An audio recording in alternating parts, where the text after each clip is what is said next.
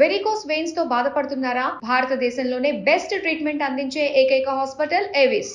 నమస్తే, మీరు చూస్తుంది సుమన్ టీవీ. నేను మీ కీర్తి. శివరాత్రి వస్తుంది కదా. ఇప్పటి వరకు మనం శివరాత్రి పూజా విధానం ఏంటి, శివరాత్రి రోజు అసలు ఎందుకు పూజ చేయాలి, ఉపవాస దీక్ష ఎలా చేయాలి, అలాగే జాగరణ ఎలా చేయాలి, ఇలాంటి విషయాలు మాట్లాడుకుంటున్నాం. అయితే అసలు శివ పూజ ఎందుకు చేయాలి, చేస్తే ఏ విధంగా చేయాలి, ఇంట్లో కూర్చున్న వాళ్ళైనా చాలా సులభంగా ఎక్కడున్నా మన ప్రపంచంలో శివ పూజ చేయాలి శివరాత్రి రోజు అంటే ఏ విధంగా చేయాలి, సవివరంగా మనకు వివరించడానికి నిర్మల గారు ఉన్నారు. నమస్తే అమ్మా. నమస్తే అమ్మ. ఇందాక నేను చెప్పినట్టుగా జాగరణ దీక్ష మాత్రమే అనుకుంటాం, but there is something else. ఆ పవర్ ని రిసీవ్ చేయడానికి మన శరీరాన్ని మనం ఎలా ప్రిపేర్ చేసుకోవాలని మీరు మాట్లాడుతూ ఉన్నారు. సో దాని గురించి చాలా వెయిట్ చేస్తున్నారు ప్రేక్షకులు తెలుసుకోవాలని. శివ పూజ విధానం అంటే ముందు ఘంటారావంతో దీపారాధనతో స్టార్ట్ చేస్తాం కదా, ఎందుకు అది అంత ఇంపార్టెంట్, దాని వల్ల ఏం జరుగుతుంది? పూజా విధానం అనే పుస్తకం చూసి అందరు చేస్తారు నాన్న. చేసినప్పుడు ఏం చేస్తారంటే ఆచరణ సమర్పయామి సమర్పయామి చేసేసి ఓన్లీ అష్టోత్తరం ఒకటే చదువుకుంటాం. నేను కూడా ప్రైమరీ స్టేజ్లో నేను అలాగే అనుకునేదాన్ని, ఎందుకు ఇవన్నీ అనవసరంగా ఉన్నాయని. కానీ విశ్వ నియమాల మీద రీసెర్చ్ చేసినప్పుడు ఒక్కొక్క దాని వెనుక ఉన్న అంతరార్థాలను కనుక్కున్నప్పుడు అందులో చాలా గొప్ప రహస్యాలు ఉన్నాయి. అవన్నీ కూడా ఒక పద్ధతిగా ఉన్నాయని తెలుసుకున్నాను. అవే అందరికీ కూడా తెలిపితే పూజా విధానాన్ని చక్కగా చేసుకొని భగవంతుడి ఆశీస్సులు అందరూ పొందితే మనకు అంతకంటే ఎక్కువ భాగ్యం ఏముందమ్మా. అంతే కదమ్మా. అంటే గురుగారు అయ్యగారు పక్క నుండి చెప్పడం, మనం చేసేసుకోవడం, మమ అనిపించుకోవడమే చూస్తూ ఉంటాం. టైం ని చూసుకుంటా, ఎప్పుడైపోతుందా కానీ అసలు ఎందుకు చేస్తాం అవి తెలుసుకున్నాం అనుకోండి, ఎప్పటికీ గుండెలో అలా ఉండిపోతుంది, మైండ్ లో. మనం వద్దనుకున్న ఆ ప్రోటోకాల్ ని ఫాలో అవుతాం. ఎందుకంటే మనకు లెక్కలు కావాలంటే 1-2 రావాలి, మరి 1-2 వస్తేనే ఎక్కాలు వస్తేనే మిగతా లెక్కలన్నీ వస్తాయని మనకు చెప్తారు మ్యాథమెటిక్స్. అట్లా ఒక పూజా విధానం వెనుక కొన్ని కండిషన్స్ ఉన్నాయి. ఏ పిచ్చి చాదస్తాం ఏం చేస్తావు, చేసిన పూజలు చేసింది చాలని ఇప్పుడు జనరేషన్ వాళ్ళు అనుకుంటున్నారు. కానీ అందులో చాలా గొప్ప విషయం ఉందని తెలుసుకున్నారనుకోండి, అందరూ తెలుసుకున్నారనుకోండి, ఓహో ఈ పరిక్రియలో ఇంత ఎనర్జీ ఉంది, ఈ పరిక్రియ ద్వారా నాకింత లాభం జరుగుతుంది అని తెలుసుకుంటే, అంటే అక్షరాలు తెలిస్తేనే కదా ఆలు దిద్దినట్టుగా. ఎగ్జాక్ట్లీ. అంటే ఇలా పిలిస్తేనే మీ దేవుడు పలుకుతాడు, చేస్తేనే అంటుంటారు. అలాంటి వాళ్ళందరికీ సమాధానం తప్పనిసరిగా తెలుసుకోవాల్సినటువంటి అంశం ఇది.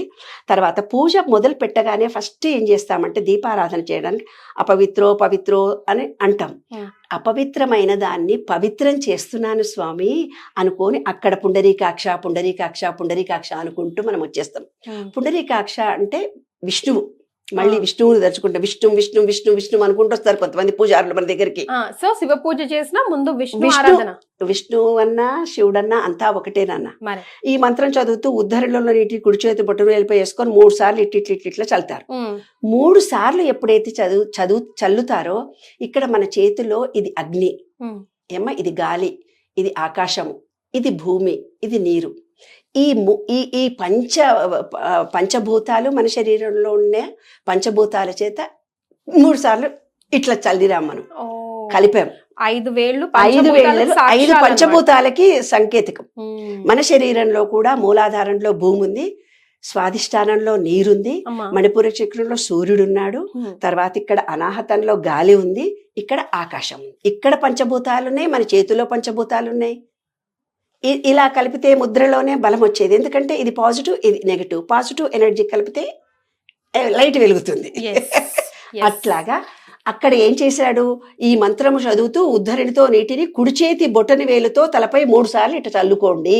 అంటే నాయనా నేను ఈ మంత్రం చదవగా అపవిత్రమైనటువంటి నా శరీరంలో పవిత్రత చేకూరుస్తున్నాను అని 3 చుక్కలు నీళ్లు చల్లుకోమన్నాడు. మన చేతులు పెట్టి 3 సార్లు 3 టైమ్స్ చదువుకుంటే మనకు అక్కడ శుద్ధి జరిగింది, దేహశుద్ధి జరిగింది. ముందుగా ఆచమనం చెయ్యాలి. ఆచమనం చేస్తే ఏం చేస్తాడు, మగవాళ్ళు ఆడవాళ్ళ చేతులే, ఆడవాళ్ళు మగవాళ్ళు ఆడవాళ్ళు ఏదైనా పర్వాలేదు, మనమంతలా మనం కూర్చొని శివుని చేస్తున్నా ఓం శ్రీ కేశవాయ స్వహ, ఓం నారాయణాయ స్వహ, ఓం ఒక్క చుక్క నీళ్లే మన చేతిలో వేసుకొని అండడంలో ఉద్దేశం ఏంటి? నీటికి ఒక వైబ్రేషన్ ఉంది, నీటికి మనం ఏమంటే అది అర్థం చేసుకునే మనస్తత్వం ఉంది.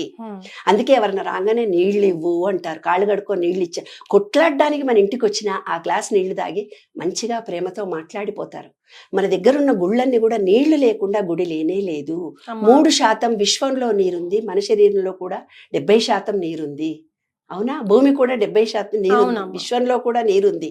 నీటికి అంత పవర్ ఉంది. అందుకే అకాల మృత్యారణ ఒక్క చుక్క నీళ్లు మనం తీసుకోగానే అప్పుడు దాన్ని ఏమంటున్నామంటే ఓం శ్రీ కేశవాయ స్వాహ, నాయనా నారాయణాయ స్వాహ, మాధవాయ స్వాహ అనగానే ఆ నీటికి అంత పవర్ వస్తుంది. అప్పటిదాకా మనం ఎక్కడెక్కడో తిరిగి వచ్చేస్తాము, టెన్షన్తో స్నానం చేయాలి, పూజ చేసుకోవాలి అనే టెన్షన్తో మనం వచ్చేస్తాం. కానీ ఆ 3 చుక్కలు తీసుకోగానే మనలో మంచి ఎనర్జీ లెవెల్స్, గ్యాసెస్ పైకి వస్తుంటాయి. తిండి కూడా తిని ఉండం కదా, కాస్త మనకు ఆ నీళ్లతో మంచిగా శరీరానికి ఒక ఎనర్జీ వస్తుంది. కేశవాయ స్వాహ, నారాయణ స్వాహ, మాధవాయ స్వాహ అని ఆ 3 చుక్కల నీళ్లు తాగినప్పుడు ఆ భగవంతుడి నామంతో ఆ నీళ్ల ఎనర్జీ మన బాడీకి స్ట్రెంత్ ఇస్తుంది ఫస్ట్. తర్వాత నెక్స్ట్ ఏం చేయమంటాడు? గణపతి పూజ, గురువందనం చేయండి. శుక్లాంబరధరం విష్ణుం శశివర్ణం చతుర్భుజం ప్రసన్నవదనం చేయమంటాడు. శుక్లాంబరధరం అని ఎందుకు అనాలి? అవునా? మన శరీరంలో మూలాధారము భూమి. భూమిలో విత్తనం వేస్తేనే నీరు కావాలి. నీరు ఎక్కడుంది? మన స్వాధిష్టాన చక్రంలో నీరుంది. దాన్ని చెట్టులో విత్తనం వేసిన తర్వాత, నీరు పోసిన తర్వాత సూర్యుడు కావాలి. మన మణిపూరక చక్రంలో సూర్యుడు ఉన్నాడు. దాని తర్వాత ఇక్కడే ఉంది, గాలి ఉంది. గాలి లేకపోతే చెట్టు పెరగదు కదా. కాబట్టి గాలి ఉంది. ఆకాశము మన విశుద్ధి చక్రము. కాబట్టి పంచభూతాలతో మనం ఏదైతే ఆలోచన చేస్తామో మన భావాన్ని మూలాధారంలో నాటుతాం. మన కోరిక అక్కడ నాటుతాం. భావం అనే దాని బీజాన్ని, బీజాక్షరాన్ని మూలాధారంలో నాటుతాం. అది నాటినాక నీరు, సూర్యుడు, గాలి, ఆకాశము, ఈ పంచేంద్రియాలన్నీ యాక్టివేట్ అవుతాయి. యాక్టివేట్ కావాలంటే ఫస్ట్ ఏం చేయాలి? మూలాధారం బాగుండాలి. అంటే ఏమిటి? గణపతిని మట్టితో చేసి, బాబు మట్టిలో చేతులు పెట్టండి రా. ఇప్పుడు బొక్కలు అరిగిపోవడానికి కారణం, జుట్టు ఊడిపోవడానికి, పైల్స్ ప్రాబ్లం రావడానికి, ఈ గోళ్ళు పెరగకుండా రోగాలు రావడానికి, భూతత్వం నుంచి మన శరీరము విడిగా బతుకుతున్నాము ఈ పంచభూతాల నుంచి. అందుకే వినాయకుడిని చేసి గడ్డిలో నడవండ్రా అంటే అది కూడా మనము రెడీమేడ్గా కొనుక్కొచ్చేస్తున్నాము. ఆ వినాయకుడిని మట్టితో రోజు కాళ్ళని మట్టిలో పెడితే మనకు చాలా మంచిది. అందుకనే వాళ్ళు ఇక్కడ మన పూజా విధానంలో ఫస్ట్ చెప్పింది భూమిని తలుచుకోమని. శుక్లాంబరధరం విష్ణుం శశివర్ణం చతుర్భుజం ప్రసన్నవదనం ధ్యాయే సర్వ విఘ్నోపశాంతయే అనాలి తప్పనిసరిగా. అంటే మన మూలాధారాన్ని మనం తలుచుకొని, భూమి చాలా బాగుంది, నేను వేసే విత్తనం అంటే నువ్వు చేసే పూజ అంతా సక్సెస్ఫుల్గా అవుతుంది నాయన, నేను ప్రేమతో ఇక్కడ కూర్చున్నానని అనుకోవడం అనమాట. అది విత్తనం నాటుతున్నాను అనడం అనమాట. అంత అర్థం. తర్వాత భూత శుద్ధి చేస్తారు. అప్పుడు ఏం చేసి మన శరీరం క్లీన్ అయిపోయింది. ఇక్కడ పూజా విధానంలో మిగతావంటే ఆగమార్థంతు దేవానాం గమనార్థంతు రాక్షసాం కురుగంటారవంత దేవతాహ్వానాల గంట మోగించమ్మా అంటారు. ఎక్కడైనా బాహ్య శబ్దంలో అపవిత్రత ఉంటే గంట అనేది ఓంకార నాదం చేసే గంట. అది ఆ గంట ఎప్పుడైతే మోగుతుందో అక్కడంతా పాజిటివ్ ఎనర్జీ వస్తుంది. ఇంట్లో హారతి ఇచ్చి గంట మోగించిన ఇంట్లో నెగిటివ్ ఎనర్జీ రాదు. పొద్దున సాయంత్రం పూజా విధానంలో హారతిలో గంట మోగించడానికి అంత అర్థం ఉంది. కాబట్టి మనం పూజ మొదలు పెట్టేటప్పుడు ఆగమార్థంతు దేవానాన్ని గంట మోగించాలి లైట్గా. అమ్మ సాయంకాలం సంధ్య వేళ గంట మోగించొద్దంటారు. అయితే అంత ఏమీ లేదమ్మా, ఏమీ లేదు. అంతే మరీ మధ్యరాత్రి చేయకూడదు. 9-10 కొంచెం లోపల మధ్యరాత్రులు గంటలు మోగిస్తే 5:30 to 6 అంతే నాన్న. సంధ్యా సమయంలో 9 లోపల ఎప్పుడైనా గంట మోగించవచ్చు, తప్పేం కాదు. తర్వాత ఆచమనం చేయమంటాడు. ఆచమనం చేయమని ఏమన్నాడు? ఓం శ్రీ కేశవాయ స్వ, నారాయణ స్వ, మాధవాయ స్వ ఇందాక చెప్పుకున్నాం కదా. ఇప్పుడు మగవాళ్ళు చేస్తే తర్వాత ఆడవాళ్ళు చేస్తే ఒకటి ఈ పుస్తకంలో ఇచ్చాడు. ఎవరేమైనా పర్వాలేదు. ఆచమనం ఒక్కొక్క చుక్క నీళ్ళని తీసుకొని మనం అన్నప్పుడు మన శరీరము యాక్టివేట్ అవుతుంది ఈ మంత్రాల చేత. తర్వాత శివుడి నామాలన్నింటినీ చెప్తున్నాము. ఓం మహేశ్వరాయ నమః. శివనామాలు ప్రతిదీ మనం చదివినప్పుడు, ఈ 24 నామాలు చదివినప్పుడు అప్పుడు భక్తి పారవశ్యంతో ఆ బయట ఉన్న పంచభూతాలు, మన శరీరంలో పంచభూతాలు ఒక్కొక్క నామానికి యాక్టివేట్ అవుతాయి. అమ్మ శివ పూజకి మనం కలశం పెట్టాం కదా? కలశం పెట్టం. ఓ ఏంటి శివుడి శివలింగానికి పూజ చేస్తాం అంతే. లింగ పూజనే. విగ్రహం ఇప్పుడు ఫోటోలు మన కోసం ఇచ్చారు వాళ్ళు పెద్దవాళ్ళు. ఏంటంటే ఒక రూపం కనిపించాలి. ఇప్పుడు టెక్నాలజీ మన చదువులో కూడా మారిపోయింది. మా అప్పుడు వేరిపోయింది, ఇప్పుడు మారిపోయింది. ఇప్పుడు బీ ప్రాక్టికల్. మీరు నీళ్లు ఏం చేస్తున్నారో పిల్లలకంతా ప్రాక్టికల్ గా చేసి చూపించండి, వాళ్ళకి ఈజీగా వస్తుంది అని చెప్పారు కదా. మనలాంటి వాళ్ళం ఇలా రాను రాను జనరేషన్ మారుతుందని దేవుడి రూపాలను, విగ్రహాలు, పటాలను మనకిచ్చారు. రూపాలను తయారు చేసి మనకు ఒక రూపం మీద మనసు పెడితే మనసు డైవర్ట్ కాదని. కానీ శివలింగానికి పూజ చేస్తాం మనం. తర్వాత ఉత్తిష్టంతు భూత పిశాచ ఏతేషాం అవిరోధేన బ్రహ్మకర్మ సమారభే అంటాం. అంటే ఏంది, కొన్ని అక్షింతలు తీసుకొని ఎడమవై ఇట్లా వేసుకోమ్మా అంటాడు. ఆ అక్షింతలు తీసుకొని భూత పిశాచాలు అంటే భూతము పిశాచములు కావు నాన్న. మన మనసు అనేది డింగ్ డింగ్ అని పారిపోతుంటుంది. ఇక్కడ కూర్చొని అక్కడ ఎవరు వచ్చారో ఏమో, పొయ్యి మీద పాలు పెట్టానో లేదో, అన్నం తిన్నారో లేదో పిల్లలు, ఎవరు వచ్చిపోతున్నారో ఏమో, ఇలా టెన్షన్స్ పడుతూ మన మనసు పరిపరి విధాల పోకుండా స్థిరంగా ఉండడానికి ఉత్తిష్టంతు. నేను ఇక్కడ కూర్చుంటున్నా, ఎట్టి పరిస్థితుల్లో కూడా నా మనసుకు ఏ డిస్టర్బెన్స్ కలగొద్దు అని చెప్పే మంత్రం ఇది. భూతము పిశాచము అవి కాదు.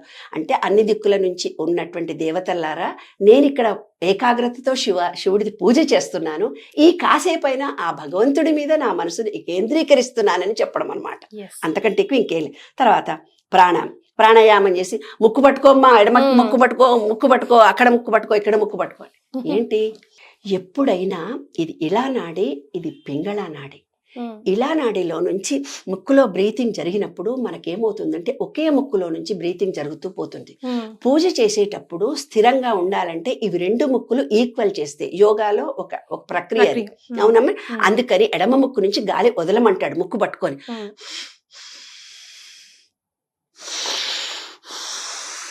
ఇట్లా 16 సార్లు చేయమంటారు. ఓం భూర్భువస్వ తత్సవితుర్వరేణ్యం భర్గో దేవస్య ధియో యో న ప్రచో. ఇలా మనం 16 సార్లు ఎడమ ముక్కును క్లీన్ చేసుకుంటే మనము ప్రజెంట్లో ఉంటాము. ఇలా నాడి పింగళాని కాకుండా మన మధ్యనాడిలో ఇదేమో ఫ్యూచర్ ఎట్లా అనే నాడి, ఇదేమో గడిచిపోయిన దాని గురించి. అమ్మా, ఈ ప్రజెంట్ లో ఉంటేనే కదా నువ్వు శివుడి దగ్గర ఆధీనంలో నువ్వు ప్రజెంట్ లో, నేను ప్రజెంట్ లో ఉన్నాను, నిన్ను అభిషేకం చేసి పూజ చేస్తున్నాను, నేను ప్రజెంట్ లో ఉన్నానని ప్రజెంట్ లో మనం ఉండడానికి. తర్వాత నీ సంకల్పం ఏముందో చెప్పుకుంటాం. పూర్వీకులది ఇక్కడే ఉన్నాను, ఈ ప్రదేశంలో ఉన్నానని ఒక సంకల్పం చెప్పుకుంటాం. ఆ సంకల్పం చెప్పకపోతే దేవుడికి తెలియదు కదా. మన అడ్రస్ చెప్పుకుంటున్నట్టు కదా. మేము ఎక్కడున్నామో చెప్పడం కాదు, మన కోరికలు కూడా చెప్పుకుంటాం. మన వంశంలో ఎవరెవరున్నారో వాళ్ళ తండ్రి పేరు అంతా చెప్తాము, పిల్లల పేర్లు చెప్పుకుంటాం. అంటే అక్కడ నీకేం కావాలో మనసులో అనుకోమ్మా అంటాం మనం. పైకి చెప్పకపోయినా మనసులో మీ కోరిక చెప్పుకోండి. ఎందుకంటే ఆ క్షణంలో ఆ తిథి నక్షత్రాన్ని, వారాన్ని, ఘడియల్ని చెప్పుకున్నప్పుడు ఆ క్షణంలో మనం ఉన్నట్టుగా ప్రజెంట్ చెప్పిన తర్వాత మన కోరిక కూడా మనం చెప్పుకుంటాం. కలశారాధన చేయమ్మా అని అప్పుడు ఒక కలశం అంటే ఏంటంటే చెంబు పెట్టి అది పెట్టడం కాదు. కలశం అని చిన్న నీళ్లు తీసుకుంటాము, ఒక చిన్న చెంచా వేస్తాం. అప్పుడు ఏం చెప్తారు, కలశస్య ముఖే విష్ణు చంద్రు నాయనా, ఈ చెయ్యి గాని ఒక పువ్వు గాని ఆకు గాని లోపల వేసి కలపమంటాడు. నాయనా, ఇక్కడ నీవెవరెవరైతే ఉన్న గంగే యమునేచ గోదావరి సరస్వతి నర్మదా సింధు ఈ నీళ్లలో గంగ ఉంది, యమున ఉంది, సరస్వతి ఉంది, ఈ నీళ్లన్నీ పవిత్రమైపోయి నీవేమంట తింటుందిగా అదన్నది. అన్న తర్వాత ఆకు తీసుకొని మొత్తం జల్లుకోమ్మా, నీ మీద జల్లమ్మా, శివుడి మీద జల్లమ్మా, పదార్థాల మీద జల్లమ్మా అంటారు. పవిత్రమైనటువంటి నీళ్లను మన మీద చల్లుకోగానే గంగా యమున సరస్వతి పుష్కర పుణ్యం కూడా మనకి ఇక్కడే వచ్చేస్తుంది. కాబట్టి శివ పూజల్లో ఇది ఒక అద్భుతమైనటువంటి అంశం అమ్మ.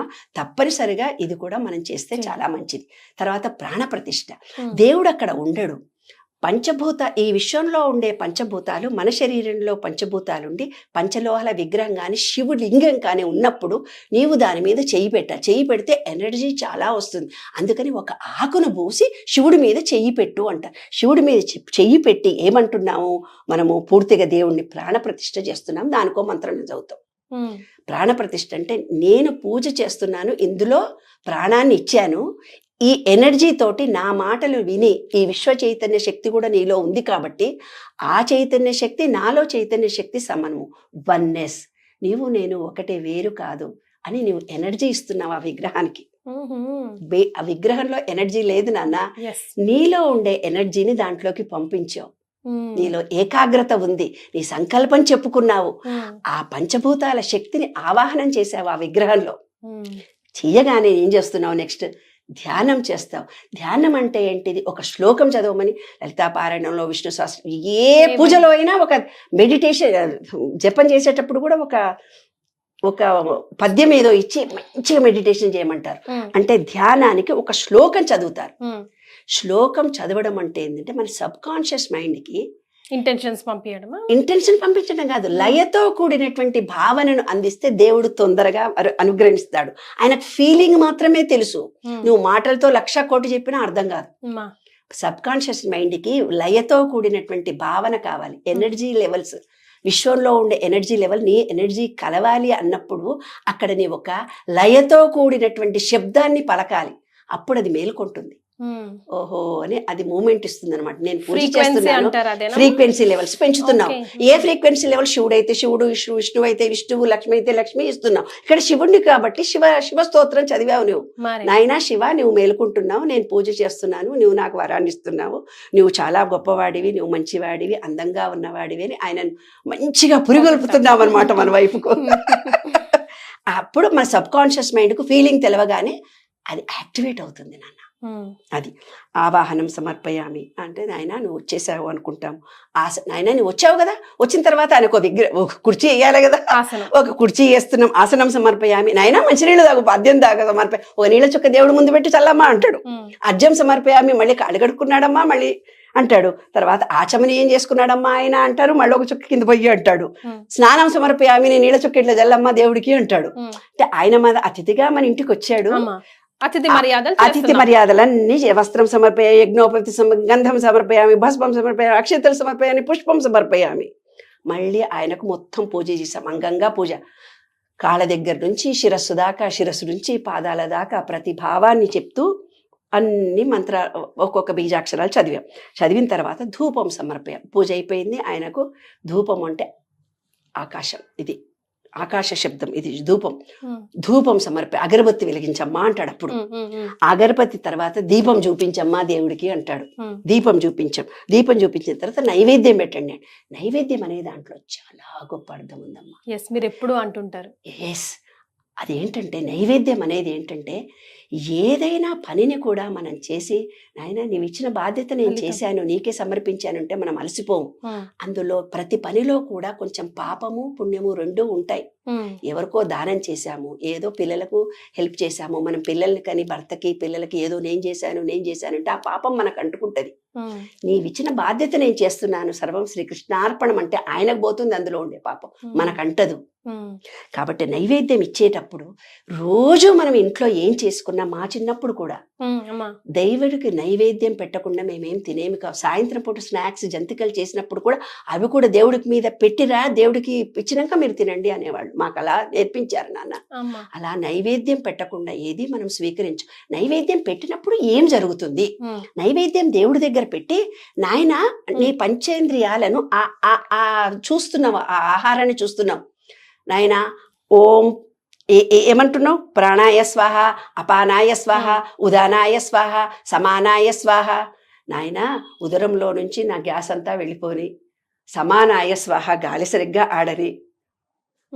అపానాయ స్వాహ, నా హార్ట్కు మంచిగా ఆక్సిజన్ అందరి ఈ ఆహారం తిన్నాక. మన కోసమే అంతా, మన కోసమే. అపానాయ స్వాహ, ఉదానం అంటే కింది నుంచి వెళ్ళే గాలి.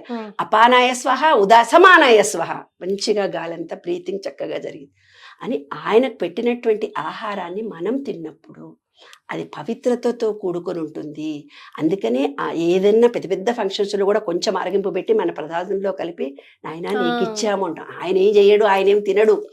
ఆ పెట్టడంలో ఏమిటిదంటే పంచభూత తత్వం ఏదైతే ఉందో అందులో నిగుడు కృపే అది పవిత్రం అవుతుంది. ఆ పవిత్ర అంటే ఎందుకు పవిత్రం? మనము వంట చేసేవాళ్ళు ఏమో ఈ పనికి మాలిన వంట అంతా చేస్తున్నాము, ఏమో వీళ్ళు ఏదో పూజలు చేస్తున్నాము, ఏమో ఈ మడి ఆచారం ఇన్ని వంటలు ఏదో ఫీలింగ్తో చేస్తాం. మనం చేస్తామో ఇంకొకళ్ళు చేస్తారో మనకు తెలియదు. ఆ ఫీలింగ్ ఆ వంటకు అంటుకుంటుంది. అవేవి కాకుండా పరిశుద్ధం చేసుకుంటున్నాం భగవంతుని ముందు పెట్టి. నాయనా ఆ ఫీలింగ్ అంతా, ఆ బ్యాడ్ అంతా పోయింది, నేను నీకు ఇచ్చిన తర్వాత నేను తింటున్నాను, నేను మంచిగా అయ్యాను అని ఆయనకు సమర్పించి ప్రేమతో మనం స్వీకరిస్తాం నాన్న. దీపం ఇచ్చి నైవేద్యం కూడా పెట్టిన తర్వాత తాంబూలం కూడా ఇస్తాం, మన ఇంటికి వచ్చిన అతికి తాంబూలం ఇస్తాం కదా, నీరాజనం ఇస్తాం నాయనా అని అప్పుడు హారతి ఇస్తాం. హారతి ఇచ్చిన తర్వాత మంత్రపుష్పం చదువుతాం. ఈ విశ్వము నేను అంతా ఒకటే.